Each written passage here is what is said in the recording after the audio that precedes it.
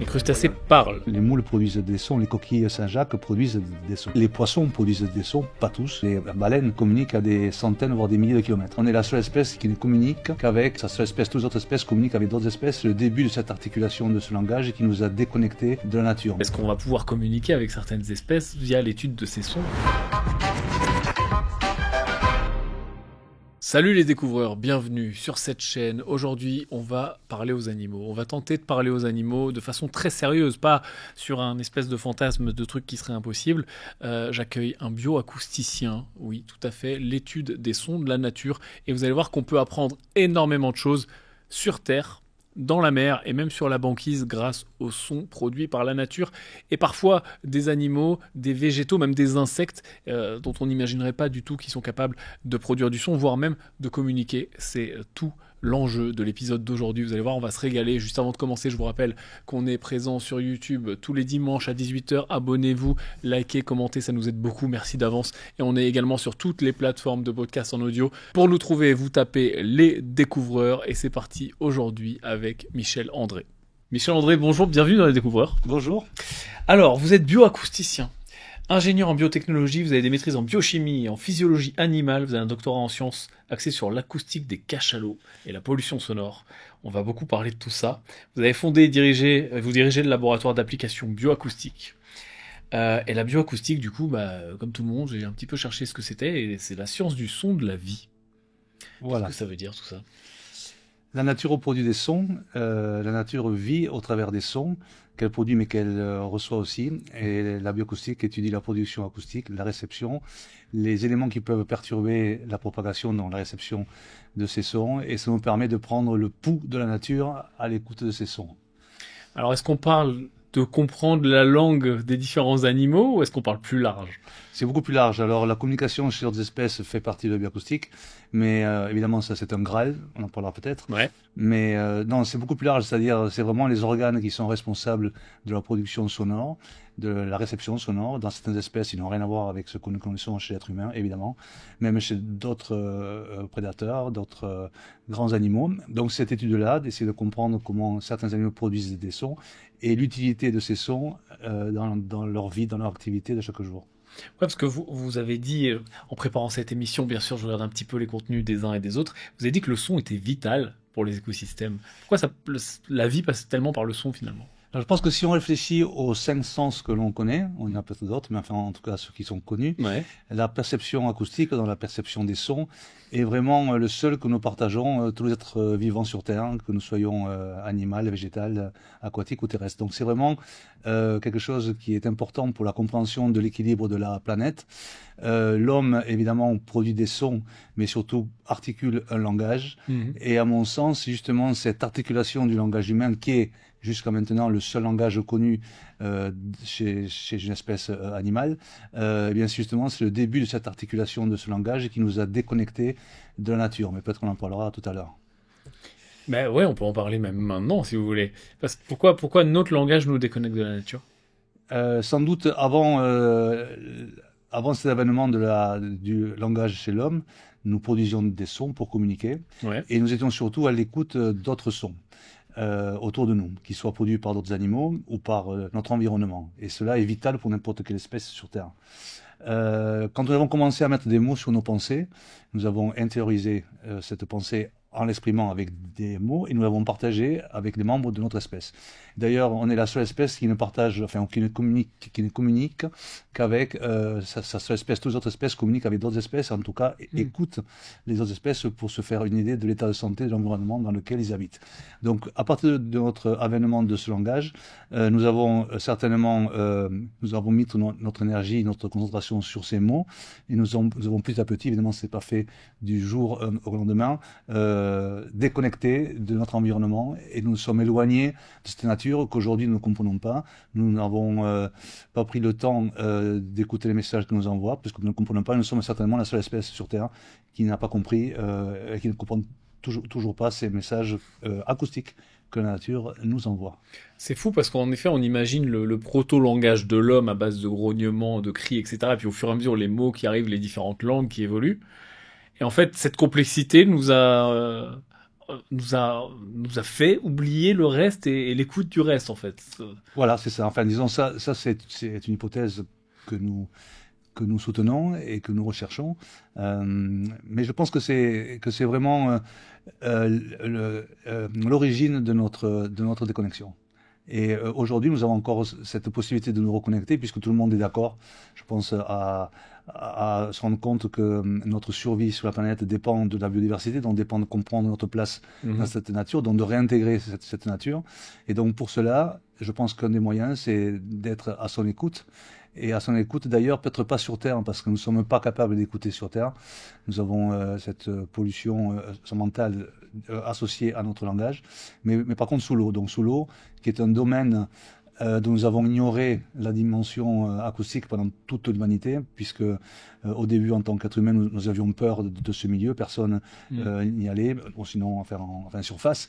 Et quand certains allaient sous l'eau, évidemment, c'était le monde du silence, parce que notre oreille n'est pas faite pour entendre sous l'eau. Oui. Donc nous avons été persuadés pendant toute notre humanité qu'il n'y avait pas de son dans l'eau. Et ce n'est que depuis quelques années, grâce à la technologie, que nous avons compris qu'il existait une dimension acoustique sous l'eau et que cette dimension acoustique est vitale pour la vie. D'ailleurs, une mer en silence, c'est une mer morte. Donc il faut absolument qu'il y ait des sons qui sont ceux qui régissent la vie dans l'eau. Évidemment, notre langage ne nous sert à rien sous l'eau. Donc si nous prenons la peine d'écouter la mer, peut-être que nous allons comprendre comment nous pouvons réintégrer cette acoustique ou cet équilibre acoustique qui est universel et qui va nous faire comprendre comment on a encore cette place sur Terre pour pouvoir y habiter un petit peu longtemps. Mais il y a d'autres sons que les grands mammifères, parce que moi j'ai déjà, d'ailleurs, expérience extrêmement marquante, entendu les dauphins sous l'eau, nager avec des dauphins vraiment à l'état sauvage, hein, et c'est fou comme on les entend, vraiment comme dans les films. Hein. Je pensais d'ailleurs que c'était un truc de dans les films, mais non, on les entend vraiment.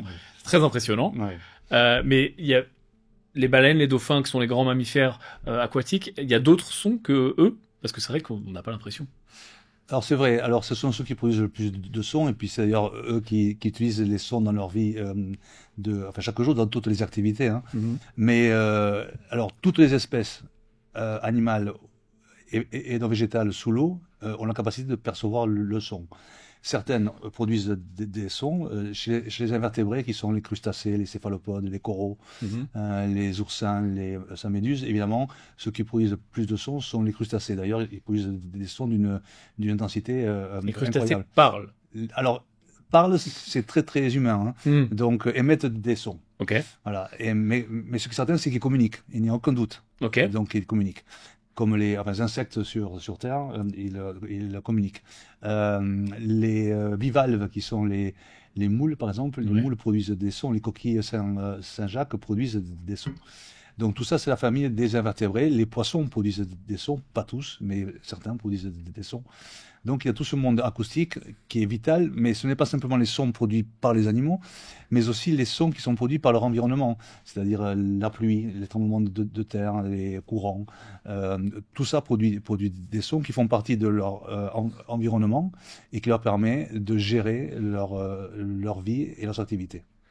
À quoi ressemblent ces sons? On est dans le domaine de l'inaudible pour l'humain, j'imagine. Les fréquences sont trop larges. Alors certaines sont inaudibles, certaines sources sonores sont inaudibles. On sait que la fenêtre, plus ou moins chez l'être humain, est de 20 Hz à 20 000 Hz, donc ça c'est quand on est. Ensuite cette fenêtre devient de plus en plus étroite. Donc tout ce qui est en dessous de ces 20 Hz est appelé les infrasons pour les êtres humains. Hein. Ouais. Et tout ce qui est au-dessus de 20 000 Hz, les ultrasons pour les êtres humains. Mais évidemment, il y a des espèces qui produisent des sons au-delà des 20 000 Hz, comme les dauphins, comme des insectes aussi, hein, les chauves-souris. Et puis ensuite, il y a des baleines, par exemple, qui mettent des sons sous les 20 Hz. Ils sont des infrasons que nous ne pouvons pas entendre. Mais dans cette fenêtre auditive que nous pouvons percevoir, il existe une myriade de sons.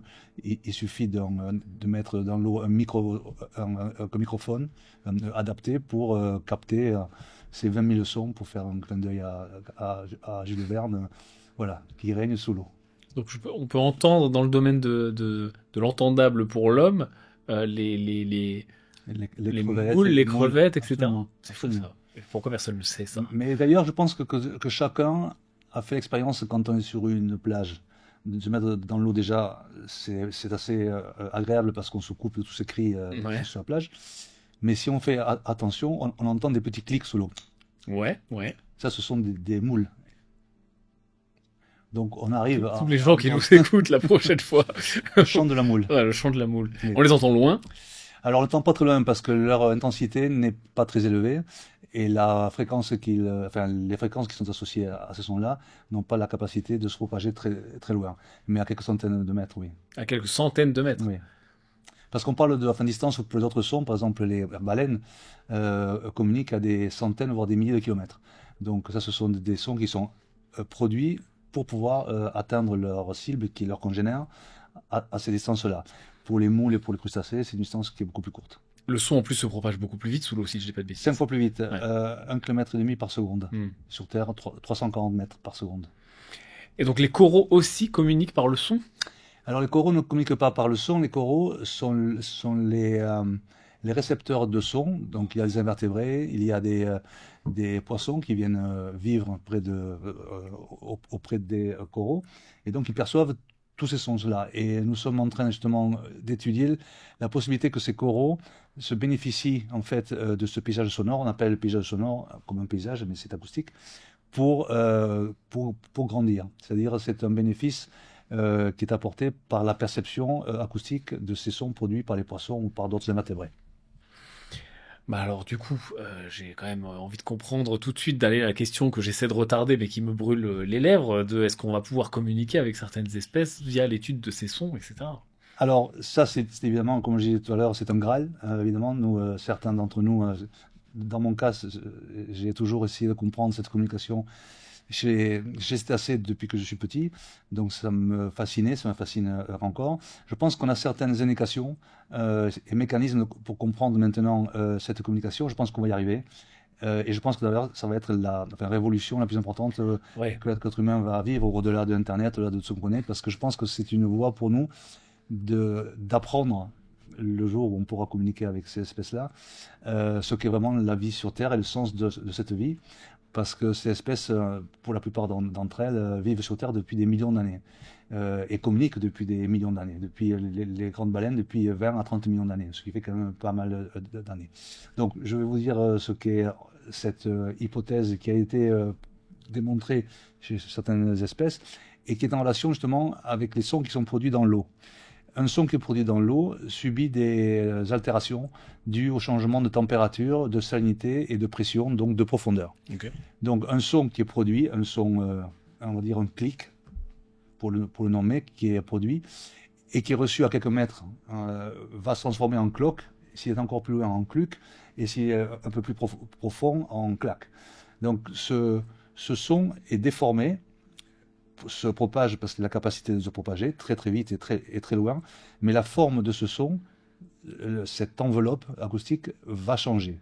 Et si on mesure et si on étudie les sons qui sont reçus au sein d'un groupe social de cachalots qui mettent des clics, on se rend compte qu'ils ne reçoivent aucun d'entre eux le même signal. Ce n'est pas le même son.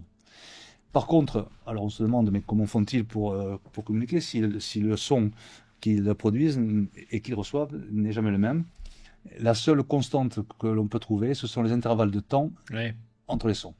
Et si on oublie les sons qui sont en fait un véhicule de propagation et qu'on se concentre sur ces séries de temps, de séries d'intervalles, donc des séries de silences, on se rend compte que l'information est dans ces intervalles de temps. Ça serait une sorte de morse. Voilà. Très très complexe. J'imagine complexe, oui, en plus pas compatible avec un cerveau humain au départ, quoi. Voilà, on doit être aidé de quelques machines, oui. Et du coup, comment est-ce qu'on fait? C'est-à-dire que là, quelles sont les avancées? On est en train de récupérer énormément de data pour comprendre ça. Il y a des algorithmes de l'intelligence artificielle, je sais pas. Alors oui, bien sûr, il y a des techniques. Alors cette étude de la communication chez les autres espèces est un peu faite en parallèle de ce qui est considéré être un peu plus sérieux et un peu plus utile et un peu plus urgent. Entre autres pour essayer de comprendre justement la santé de ces écosystèmes.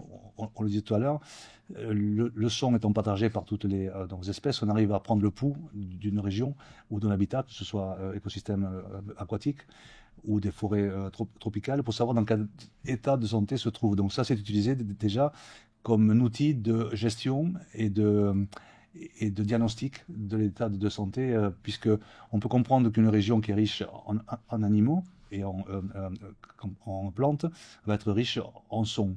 Donc des prédateurs produisent des sons, certaines proies ne produisent pas de sons, mais s'il y a des prédateurs, c'est qu'il y a des proies. Donc ce paysage sonore nous permet de nous approcher de l'activité biologique au travers de cette activité acoustique. Donc ça c'est vraiment un outil qui est très très puissant et qui est utilisé dans tous les milieux, dans tous les écosystèmes. Et donc évidemment, comme ce sont beaucoup de données, on a accès à des techniques qui nous permettent de traiter en temps réel toutes ces données. Donc ça c'est la partie de gestion sans avoir besoin de comprendre le mécanisme derrière ces émissions sonores. Pour ce qui est de la communication, il est intéressant de comprendre que les techniques qui sont utilisées peuvent être orientées, c'est-à-dire les techniques à laquelle on a fait un recours. On peut dire voilà, j'aimerais que tu me recherches les similitudes entre le langage humain et le système de communication d'un cachalot, par exemple.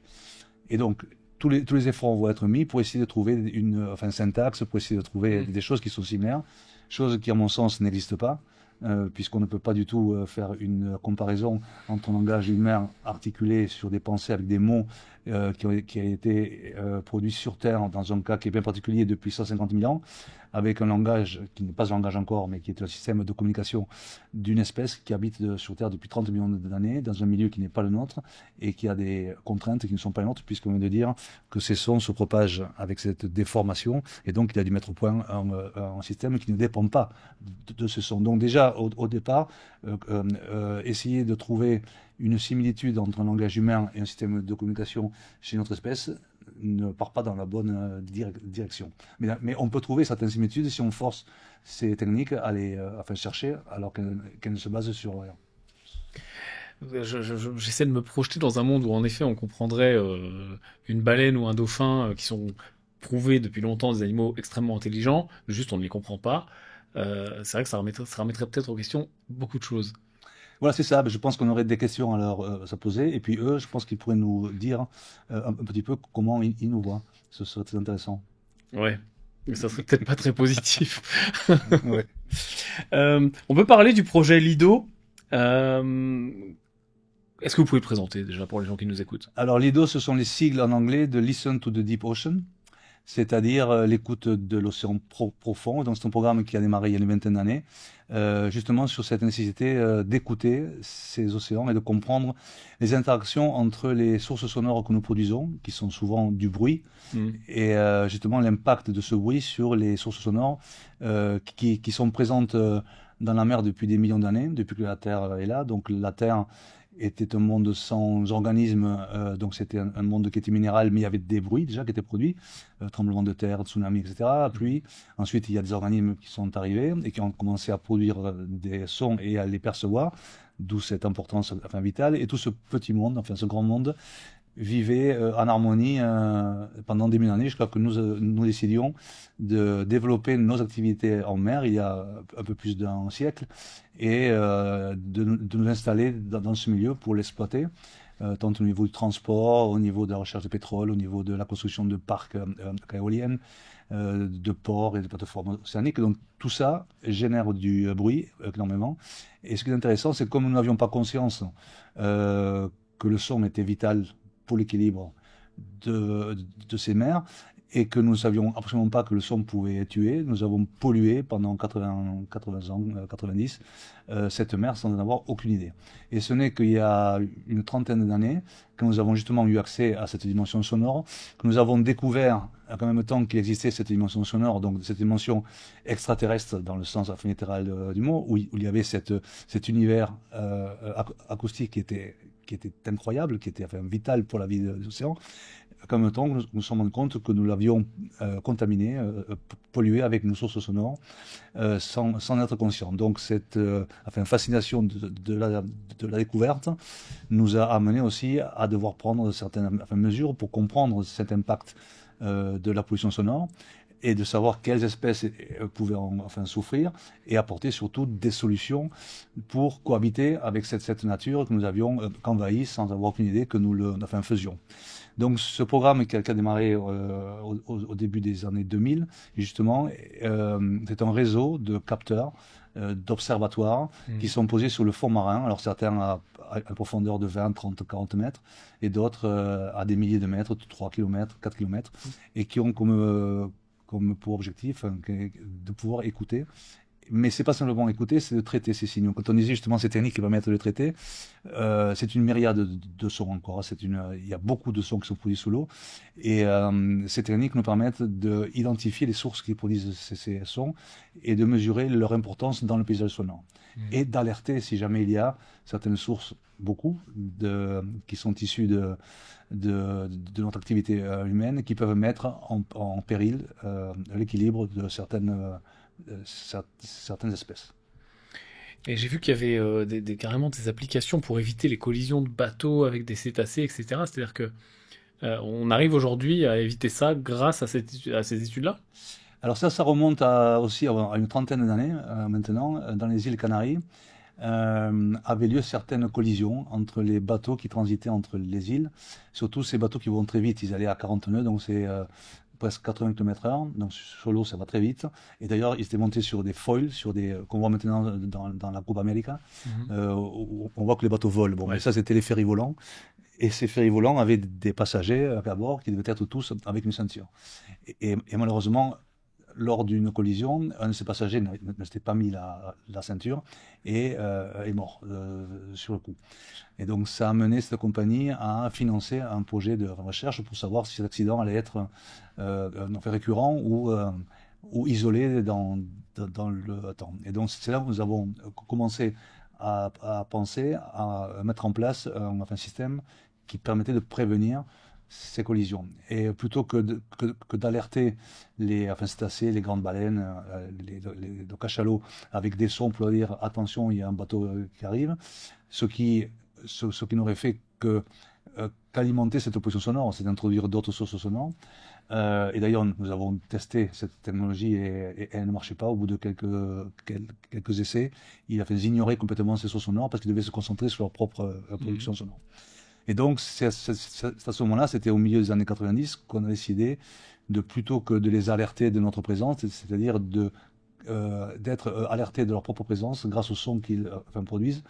Et comme animaux qui vocalisent beaucoup pour la recherche de leur proie, pour la communication, ils produisent 80% de leur temps des sons.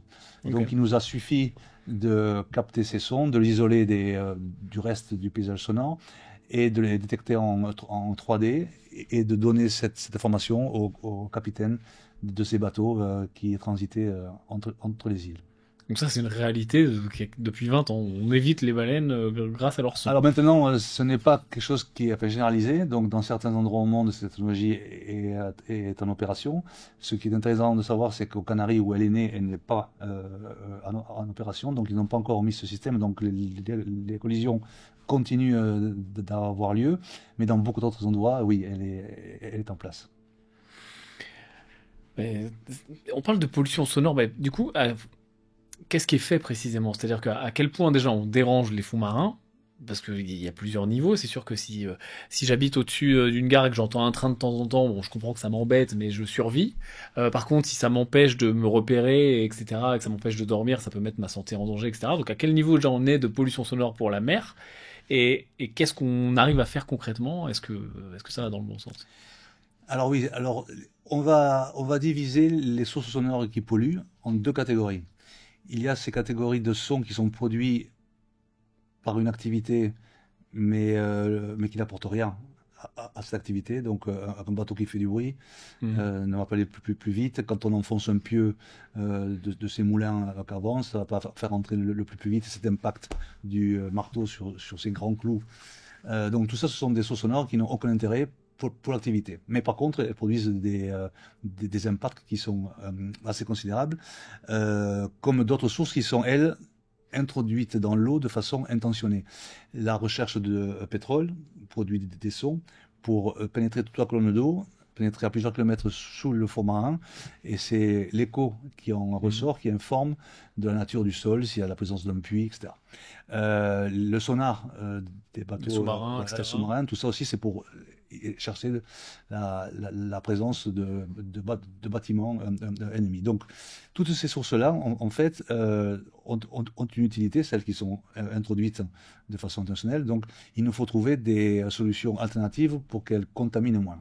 Toutes celles qui ne servent à rien, maintenant, on commence à être un peu d'accord, enfin, surtout les opérateurs, à essayer de les éliminer, ou en tout cas de les réduire. Et depuis quelques années, il y a quelques solutions qui se mettent en place. Les bateaux, par exemple, les salles machines, qui ont toujours été isolés pour que les passagers ne souffrent pas trop de ce son. On n'a jamais pris de soin à faire pareil pour que la coque ne transmette pas ça.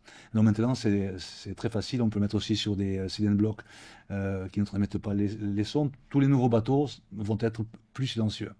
Les pylônes qui sont construits en mer pour les moulins à vapeur, pour les parcs éoliennes, eh bien, il y a des membranes qui peuvent être mises autour de ces pylônes pour qu'elles absorbent justement cette vibration et qu'elles permettent que l'énergie qui en sorte soit moindre. Donc tout ça, ce sont des mesures qui vont être mises en place. Ça prend un petit peu de temps. Mais quoi qu'il en soit, ces deux catégories de sons ont un impact. Alors, on en distingue trois. Celui qui est le moins important, mais qui peut être létal, c'est ce masquage justement dont vous parliez. On a donc une conversation et quelqu'un nous empêche d'échanger. Alors c'est pas très grave, on va attendre. Un train passera, un avion passera, une foule passera, et puis on peut attendre. Ça ne met pas en danger notre vie. Mais pour ces espèces-là, oui, puisque cette information, elle est vitale, comme on l'a dit tout à l'heure. C'est quelque chose qui est vital pour eux, cet échange de son. C'est pas un luxe, c'est vraiment vital. Donc, ce masquage peut les désorienter si cette information a à voir avec leur orientation, ou peut les empêcher de pouvoir entendre un bateau qui s'approche, et donc de provoquer cette collision. Donc tout ça peut avoir des conséquences létales. Et si on prend l'autre extrême, c'est-à-dire celles qui sont vraiment les plus importantes, ce sont celles qui sont directement létales. C'est-à-dire ce sont des sources qui ont la capacité d'avoir une telle intensité produite que l'onde qui est produite fait imploser toutes les structures de réception acoustique des organismes qui les reçoivent, et c'est une mort qui est immédiate. Ah ouais, là on parle d'une onde qui fait péter les tympans, en gros, entre guillemets. Oui, de tous les animaux vivants, ou de toutes les plantes. Ouais. Et c'est quel type de source qui peut émettre ça? Justement, la recherche de pétrole, si on est très près de cette source, il n'y a aucun organisme qui peut vivre. Donc c'est une source qui était mise à la surface, et on peut imaginer qu'une source qui est assez ponctuelle, ensuite c'est un cône plus la faute. Donc si on est dans ce cône à moins de 500 mètres... Voilà. Mais on parle de plusieurs kilomètres de profondeur pour aller chercher aller sonder le fond. C'est ça. Donc vous êtes en train de me dire qu'il y a un cône de 500 mètres sur 3 kilomètres qui tue tout ce qui est en dessous? Si on est à 500 mètres de la source, oui. Ok. Ouais. Donc ça, c'est un vrai potentiel. Ouais. Voilà. Le sonar aussi militaire, hein, c'est une source qui est très très puissante, puisqu'elle doit se propager très très très loin.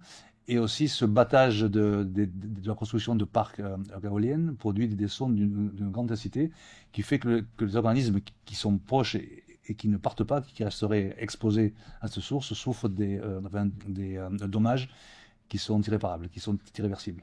Donc c'est vraiment l'installation des éoliennes. Après, quand elles tournent, c'est OK. C'est OK, ce n'est pas OK, parce qu'il y a les turbines donc, qui font du bruit, ça passe au niveau de la colonne, ça rentre dans l'eau, ça rentre dans le sol, ces sources qui convergent après quelques kilomètres, mais nous n'avons pas assez de recul pour savoir si l'impact est chronique et donc peut amener certaines pathologies, ou bien c'est quelque chose qui est tolérable. Donc voilà, donc ça ce sont les deux extrêmes, ce masquage et les sources létales. Et entre ces deux se trouve ce qu'on appelle des traumatismes acoustiques, qui font que n'importe quel organisme est capable de percevoir un son, s'il est exposé à cette source sonore pendant trop longtemps, il arrive un phénomène de fatigue, et cette fatigue se transforme en une pathologie qui est permanente, qui empêche cet organisme de pouvoir capter les sons auxquels il a été exposé. Donc ça, c'est une façon de nommer la surdité évidemment, qui est axé sur les fréquences dont ils sont exposés. Ouais, c'est comme quand on est à un concert et qu'on reste trop longtemps près des enceintes, on sort, on n'entend plus rien. Exactement, il y a ce petit Mm. buzz là de notre oreille, mais comme on ne dort pas là-bas, à côté de cette enceinte, au bout d'un jour ou deux, ça passe. Mais si on vivait là-bas, si on dormait dans une salle de concert, on deviendrait sourd, mais justement c'est le même phénomène. Chez les animaux marins, c'est la même chose. Est-ce que les animaux, est-ce qu'on assiste à des grandes migrations quand il y a une source sonore, tout le monde s'en va et autour ça devient vide ou ils restent quand même et ils prennent les dommages? Alors justement, quand on a commencé à étudier ce problème de la pollution sonore, on s'est dédié pendant 20 ans à l'étude de la sensibilité acoustique des 80 espèces de cétacés, les baleines, autres, etc. Parce qu'on était persuadé que c'était vraiment eux qui étaient les candidats à souffrir le plus. Aujourd'hui, 30 ans plus tard, on sait que ce sont sans doute ceux qui souffrent le moins, parce qu'ils ont non seulement la capacité de gérer cette pollution sonore, alors pas celle qui est produite par l'homme, mais ils sont exposés à d'autres sources, comme on dit tout à l'heure, tremblements de terre, éclairs, tonnerres, sont des sources qui sont fortes, donc ils ont un mécanisme de protection qu'ils ont mis au point pendant des millions d'années pour se permettre de communiquer. Avec la différence d'autres espèces qui n'ont pas utilisé ces mêmes mécanismes, comme les poissons, comme les invertébrés. Et puis ils ont cette capacité de pouvoir partir très vite d'une zone polluée. En quelques battements de leur nageoire, ils arrivent à partir très vite. Donc la dose qu'ils reçoivent va toujours être moindre que celle que les invertébrés. Alors on parle de coraux, évidemment, ils ne peuvent pas bouger, de plantes, elles ne peuvent pas bouger, et de certains autres invertébrés comme les calamars, les seiches, les pieuvres, les bivalves. Ils bougent peu. Et d'ailleurs, leur comportement en face est une source de stress et d'attendre que la source parte. Donc, ils attendent. Donc, la dose acoustique qui est reçue est bien plus importante que les cétacés. Donc, quand il y a un phénomène justement de pollution sonore qui est intense, on va s'attendre à ce que ceux qui peuvent partir partent et ceux qui pensent qu'il faut attendre que ça passe et ça passe pas restent et c'est eux qui vont souffrir le plus. À quoi ça ressemble une expédition, un projet de recherche sur le terrain? Quand vous êtes avec votre micro dehors dans l'eau? Alors, ce qu'on fait maintenant, ce sont des expéditions pour mettre en place ces micros. Ok. Ça, c'est ce qui est le plus important parce qu'on a plus de 150 observatoires maintenant autour du monde, dans l'eau, qui nous envoient 24 heures, donc sur 24, toutes ces données. Donc, il nous faut aller sur place. Quand on le met à 20 mètres, ça va, qu'on peut y aller. Quand c'est à 3000 mètres, on envoie des robots qui mettent en place un système-là. Donc ça, c'est pour un côté d'une installation qui est permanente. Et puis évidemment, s'il y a sa population ou des tests qu'il faut faire en mer, on continue à sortir en mer avec un micro qui est notre oreille pour savoir ce qui se passe sous nos pieds. Donc ça, c'est sur l'eau. Évidemment, peut-être qu'on parlera aussi de nos études hors de l'eau. Donc voilà. Donc ça, c'est un peu différent.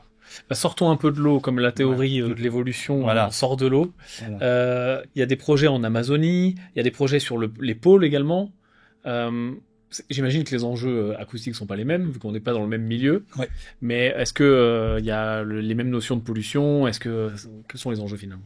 Alors, il n'y a pas cette notion de pollution sonore en Amazonie, puisqu'on parle de ça. On va revenir sur les pôles tout à l'heure. Alors, donc, je vais commencer sur les pôles, puisqu'on est encore dans l'eau.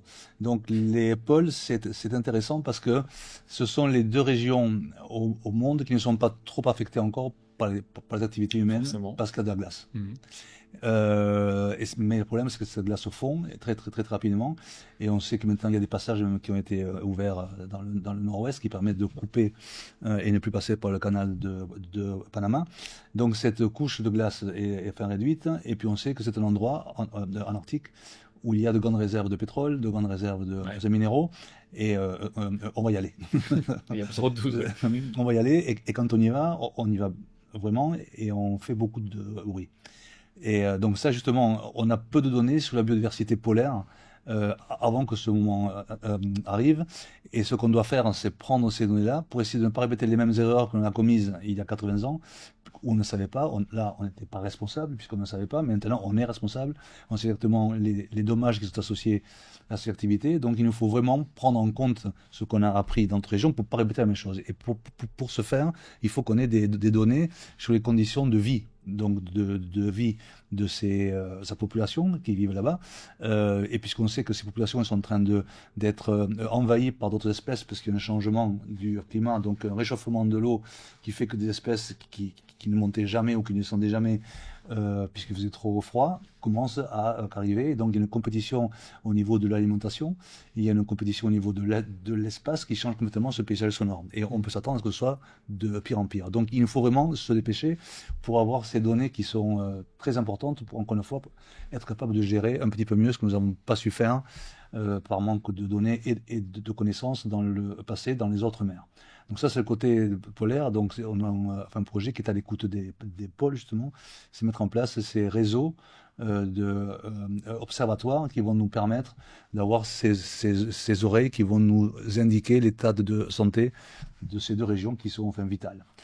Donc ça, c'est pour les pôles. Et évidemment, l'accès à ces régions est très très compliqué. Donc il nous faut des brise-glaces ou il nous faut des bateaux qui nous permettent d'aller jusque-là. Donc c'est des partenariats aussi que nous avons avec certaines compagnies qui nous permettent de mettre en place enfin, données, enfin en tout cas de pouvoir collecter toutes ces données. Donc en Amazonie, en Amazonie, le problème n'est pas le même. Tout le monde sait que l'Amazonie souffre, comme toutes les forêts, de la déforestation, de ces mines qui ne sont pas toujours enfin légales, de l'extraction de ces minerais, de la recherche de pétrole. Donc tout ça, c'est notre problème. Et notre arrivée sur place s'est fait parce que nous allions étudier les dauphins roses, qui sont les plus anciens de ces espèces qui sont restés attrapés quand les mers se sont éloignées de la terre, donc ils se sont adaptés à ce milieu d'eau douce. Donc ce sont les plus anciens de ces dauphins et qui souffrent d'autres problèmes que la pollution sonore. Ils souffrent de la surpêche. Certains d'entre eux d'ailleurs servent d'appât pour la pêche. Ils souffrent justement de ces dépôts de métaux lourds dans l'eau que les poissons absorbent et qu'absorbent, de barrages qui sont construits pour l'électricité, donc ça coupe leur milieu. Donc tout ça, il y a une vraie menace qui pèse sur eux. Et d'ailleurs, c'est une population qui est en danger. Donc nous avons apporté notre technologie pour essayer de comprendre les enjeux de ces espèces-là. Et en étant sur place, nous étions en contact avec d'autres chercheurs qui, eux, travaillent sur des jaguars, sur des primates, sur des chauves-souris, sur des oiseaux, sur des insectes, et avec des moyens qui, jusqu'ici, passaient par des caméras qui, quand un animal passe devant, il prend une photo, ou voilà. Donc, mais ça, c'est très limité sur leur distance, évidemment, puisqu'il y a beaucoup d'arbres, donc c'est quelques mètres à peine. Et donc après, il faut extrapoler. Donc on a quelques données, puis on va extrapoler, puis c'est jamais vrai, puisque quand on extrapole, ce ne sont pas les mêmes conditions. Et donc on leur a dit, voilà, nous on a cette technologie d'écoute qui permet de capter des sons à une distance qui est beaucoup plus grande. Donc si vous voulez, on peut essayer de sortir cette technologie de l'eau, et c'est ce qu'on a fait.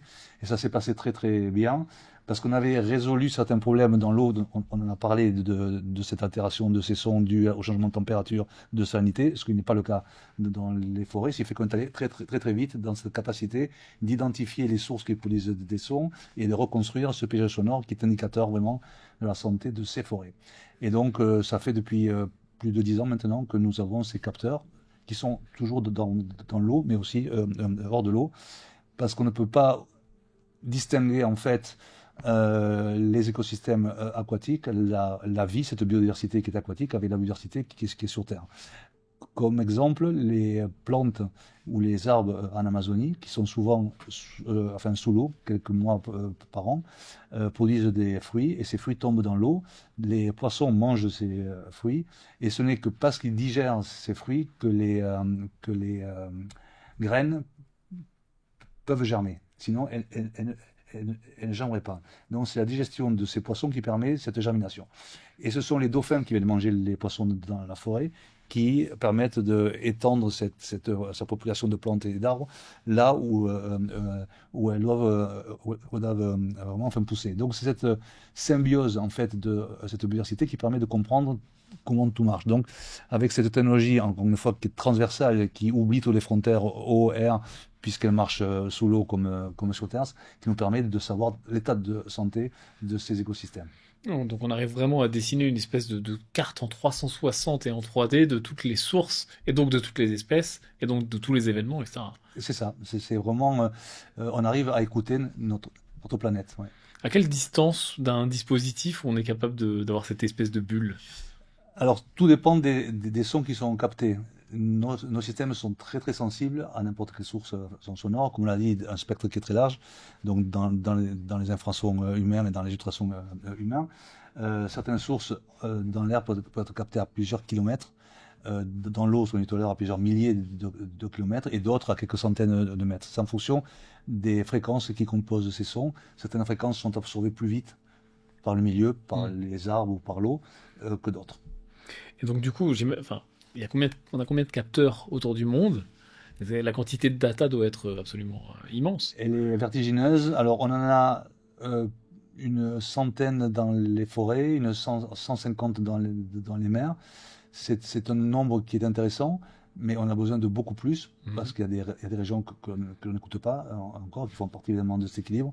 Surtout ces régions qui sont difficiles d'accès, parce qu'elles sont trop éloignées, donc on a peu de données sur ces régions-là, et qui pourtant sont celles qui sont les moins affectées par l'être humain. Et donc on a besoin d'avoir cette référence, parce que malheureusement cette technologie est arrivée un peu tard, c'est-à-dire qu'on avait déjà polluer les mers, comme on l'a dit, donc c'est difficile de trouver un endroit zéro, enfin où il n'y a pas de la pollution sonore, donc d'avoir cette référence acoustique.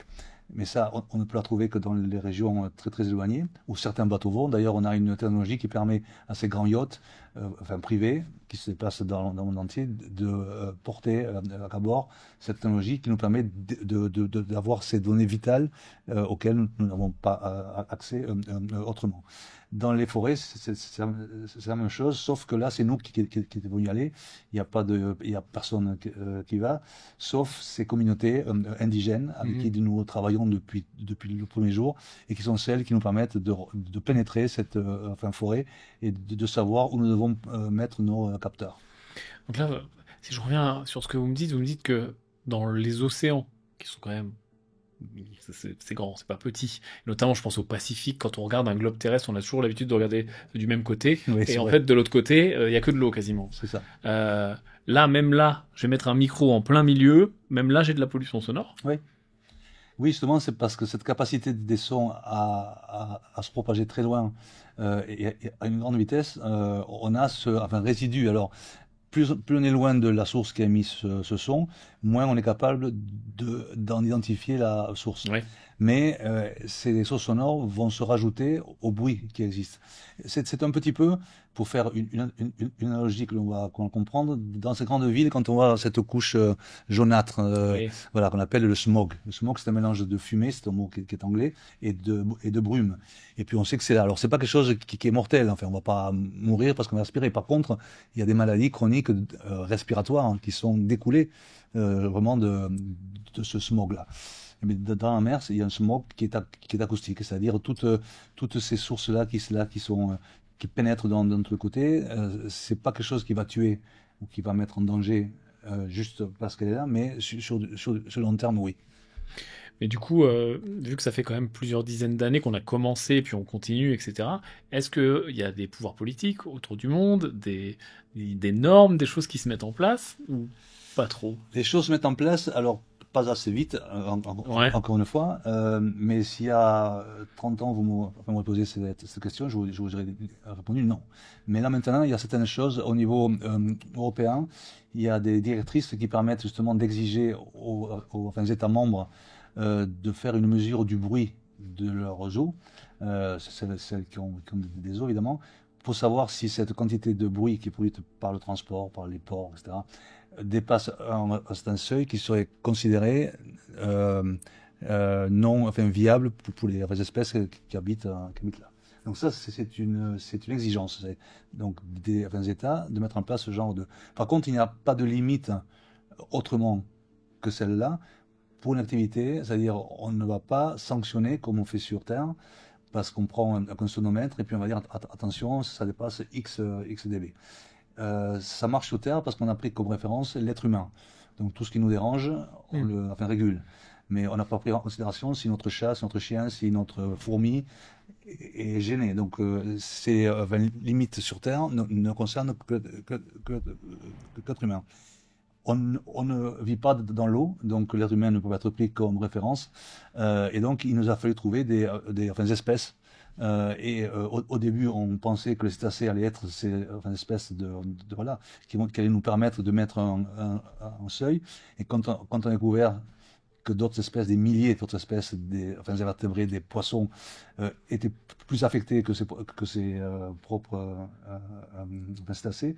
Donc maintenant, il nous faut trouver les espèces qui vont nous pouvoir nous lever le drapeau et dire attention, ça c'est le seuil maximum. Et est-ce que le grand public, la population, les gens normaux, peuvent faire quelque chose pour aider, ou alors c'est vraiment uniquement l'industrie, les bateaux, etc. Alors aider, je pense que d'abord il faut en parler. Donc je vous remercie de le faire parce que je pense que c'est vrai, même aujourd'hui on a peu idée de cette pollution sonore. Je pense que si on fait Ah non, oui, on a très très peu idée.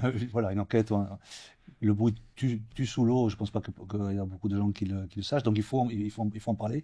Et plus on sait, plus on agit. Donc cette connaissance est vraiment vitale. Et puis ensuite, on est tous, on monte sur des bateaux, tous, enfin, c'est quelque chose, enfin, tous, ou la plupart, surtout à Nice.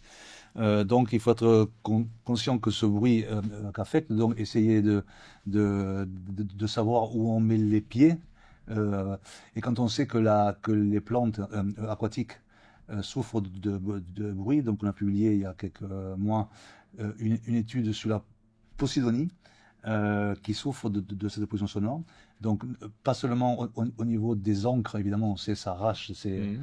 ces forêts primaires, enfin, ce ne sont pas des forêts primaires, mais elles ont le même rôle que les forêts primaires. Ça fait des milliers d'années. Quand on voit une Posidonie qui fait 1,5 m, elle a des centaines d'années, cette Posidonie. Et d'un coup d'encre, on les arrache. Et elles sont vitales pour capter le carbone. Enfin, c'est le même rôle que les forêts primaires. Mais le bruit aussi les tue. Donc quand on est sur un bateau, ne pas aller près de ces herbiers, c'est quelque chose aussi qu'il faut être conscient. Donc ça sont pour ceux qui ont la chance d'aller près de ces herbiers. Mais enfin, je pense que le plus important, comme on a commenté, c'est d'être à l'écoute de ce qui se passe autour de nous. Alors, dans l'eau, on ne peut pas, puisque notre oreille n'est pas faite pour pouvoir entendre sous l'eau. Mais il faut se réhabituer à écouter, pas seulement à écouter la personne à qui on parle, mais justement un oiseau, le vent qui passe par là, ça a un sens qui nous indique ce que nous n'avons pas compris encore, dans quel état nous trouvons. Donc ça, c'est quelque chose qui est faisable par tous. Mais ce serait une telle révolution, même je pense, on parlait des dauphins, mais des animaux de compagnie, des chats, des chiens, les oiseaux, peut-être les grands singes, etc., d'arriver à interfacer un minimum de langage, sans même parler de langage, mais au moins Communiquer. l'équivalent du langage des Oui, signes ou oui, ce c'est genre ça. de Oui, choses. oui. Je pense que c'est ce qui serait le plus efficace pour les gens, pour qu'ils prennent conscience Absolument. de Absolument. l'impact. Absolument, je pense que ce serait une révolution, mais qui est en marche. Pour les animaux terrestres, est-ce que finalement le langage on le comprend de la même façon que pour les animaux aquatiques? Est-ce que on sera capable de communiquer avec eux? Et est-ce que on a les preuves qu'ils communiquent entre eux? Alors, les preuves qui me ça c'est certain. Tous les sons ont un sens, et l'absence de son a un sens aussi. Ce dont on parlait tout à l'heure au niveau des animaux aquatiques, surtout des cétacés, est applicable pour les animaux terrestres. C'est-à-dire un son a la fonction de se propager pour atteindre une cible. Un oiseau va devoir traverser une forêt pour être entendu par un autre oiseau, de même qu'une baleine doit produire des sons pour traverser toute une mer. Donc cette fonction du son est vraiment d'atteindre une cible pour que le silence arrive à cette cible. S'il n'y a pas de son, il n'y a pas de silence. Enfin, en tout cas, codé. Donc, cette théorie de la communication que j'évoquais un peu tout à l'heure serait applicable aussi à ces espèces terrestres. Ouais, donc on a besoin de silence pour pouvoir encoder, pour pouvoir parler à l'intérieur, quoi. Sinon c'est C'est ça. compliqué. Euh, et si on devait donner, moi, j'aime bien faire toujours un peu de prospective avec l'avancée de la science, du big data, intelligence artificielle, les différents capteurs. Si on devait donner un timing d'une possibilité de ce qu'on arrivera à faire en termes de communication avec des espèces, sans citer laquelle, mais peut-être la plus simple, en tout cas la plus accessible, c'est quelque chose qu'on touche du doigt, c'est quelque chose qui arrivera dans 10 ans, 20 ans, 100 ans, 1000 ans. Alors, la réponse, c'est j'espère le voir ou l'entendre. Donc, dans les prochaines années. Puisque puisqu'on y travaille, enfin pas que notre groupe, évidemment, d'autres groupes, mais je pense qu'on va être témoin de cette révolution. Et en début d'émission, on parlait du végétal, on parlait des moustiques, des insectes. Même les moustiques parlent. Les moustiques échangent des informations. Bien sûr, tous les êtres vivants échangent des informations. Maintenant, notre concept de parler, justement, qui est très très humain, hein, Oui, bien sûr. c'est parce qu'on a ce concept, évidemment, de pouvoir échanger des idées. Alors, on va pas attendre des moustiques qui échangent des idées, mais des grands mammifères, oui. Et des oiseaux, j'ai aucun doute. Ouais, bah, des fois on comprendrait presque ce qu'ils disent. On comprendrait presque que quand on se promène en dessous d'un arbre, que Mm. d'un seul coup ça se met à chanter super Mm. fort, on comprend bien qu'il est en train de se dire il y a un gros truc en bas. Mm. Mais de là à comprendre le niveau de complexité, en effet, du langage ou en tout cas de la communication et de savoir telle espèce peut aller loin dans des concepts, c'est ça qui est difficile à toucher du doigt finalement. C'est ce qui est difficile, et puis évidemment, c'est avec cette évolution de certaines espèces dites supérieures qu'on va s'attendre à une communication qui est plus complexe. Mm. Mais par contre, je suis persuadé que la communication de base, ce qui est vital pour la survie de ces espèces, est partagée par toutes. Donc qu'il existe vraiment un système de communication qui est universel et qui permet à toutes les espèces de comprendre l'état de santé de leur milieu. Et ça, c'est partagé par tous les êtres vivants. Ensuite, il y a un degré de complexité au niveau du traitement de ces informations, et on peut attendre que des espèces comme les primates ou les cachalots ou les dauphins qui ont des cerveaux qui sont très évolués ont un niveau de communication beaucoup plus complexe qu'un moustique, je pense. Mais en tout cas, ils partagent cette capacité de comprendre. On voit déjà les expériences sur, je pense aux perroquets, je pense aux corbeaux, etc., qui sont extrêmement intelligents, et aux grands singes avec qui on arrive. Il y a un scientifique qui a appris, alors je sais pas à quel point c'est vrai, le langage des signes aux singes, etc. Absolument. Donc on comprend très bien qu'il y a une communication qui est là, quoi. Donc tout l'enjeu, c'est de la décoder. C'est décodé, et encore une fois, je pense que on n'y arrivera que si on oublie notre propre langage. Parce que jusqu'à maintenant, les efforts qui sont faits cherchent à nous faire croire que si notre espèce est capable de communiquer, elle va le faire comme nous communiquons. Et si elle ne le fait pas, c'est qu'elle n'est pas capable. Donc c'est vraiment notre emprise anthropomorphique qui fait qu'on se trompe, enfin en tout cas c'est ce que je pense, et qu'on perd beaucoup de temps. On devrait oublier notre propre langage, on est encore une fois les seuls à parler, pour essayer de comprendre qu'autour de nous, il y a d'autres espèces qui pourraient, et certainement, communiquer d'une autre façon, et surtout qui sont capables de comprendre les autres espèces, chose que nous sommes incapables de faire nous-mêmes. En fait, on est toujours très anthropocentré, même quand on pense, je pense à la pop culture, quand on pense aux extraterrestres. On imagine qu'ils vont être un peu comme nous, des bras des jambes, même si parfois c'est des tentacules. Et on imagine qu'ils vont avoir les mêmes enjeux que nous, la même physique, la même façon de parler, ou en tout cas les mêmes constructions mentales. C'est sûr qu'un dauphin, il n'a jamais vécu sur la Terre. Comment le seul fait de courir n'existe pas, de se tenir debout, et bon, même la physique change. Donc forcément, tous les concepts de langage, s'ils existent, n'évolue pas pareil. Donc c'est très difficile à comprendre, hein, et on ne peut pas mettre un dictionnaire en face d'un autre, puisqu'il n'y a pas de dictionnaire. C'est ça qui est très dur. Il n'y a pas de dictionnaire. Par contre, il y a, encore une fois, je pense vraiment, ce n'est pas encore démontré, mais j'espère qu'on va le faire prochainement, un système de communication qui est universel, encore une fois. Donc il y a ce dictionnaire, entre guillemets, qui n'est pas un dictionnaire, puisque le dictionnaire, c'est vraiment... Plutôt des concepts, du coup. C'est ça, mais c'est même plus qu'un concept, parce que c'est quelque chose qui nous permettrait de recevoir les mêmes messages, encore une fois, simple. On parle de survie, là, c'est quelque chose de pas de philosopher avec un cachalot autour du feu. C'est quelque chose qui est vraiment axé sur la survie et sur la santé de notre planète. Je pense que vraiment, il existe des éléments partagés par toutes ces espèces qui leur permettent de comprendre ce qui peut être fait et ne pas être fait. Et je pense que le jour déjà où on va comprendre ça, pour nous, ça va être très très important, puisqu'on va être mis au même niveau que les autres espèces, pour savoir ce qu'on doit faire. Et puis après, si ça nous permet d'aller un peu plus loin et de rentrer dans la complexité des échanges, là, on va voir où ça peut nous amener. Qu'est-ce qui pourrait être commun, justement, c'est les signaux d'alerte, etc.